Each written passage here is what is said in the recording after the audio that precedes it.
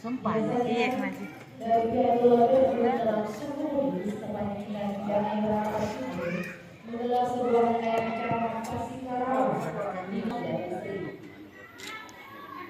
Dan dalam proses ini, sang suami akan menyentuh salah satu bagian dari tubuh sang istri. Di antaranya yang pertama, menyentuh bagian tubuh sebagai simbol penyerahan diri seorang istri yang dalam statusnya sebagai makmum.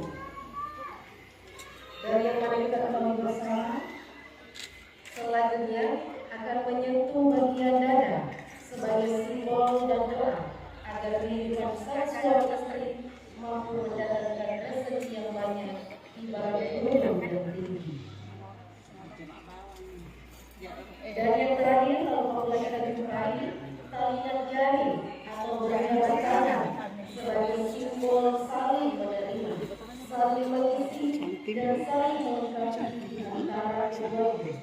Dan tentunya dengan harapan dan doa kita bersama senantiasa kedua mempelai nantinya dapat membina keluarga yang sakinah.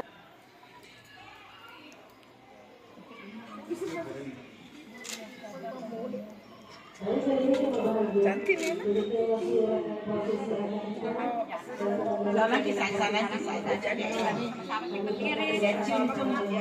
Ya sama-sama aku nak ya.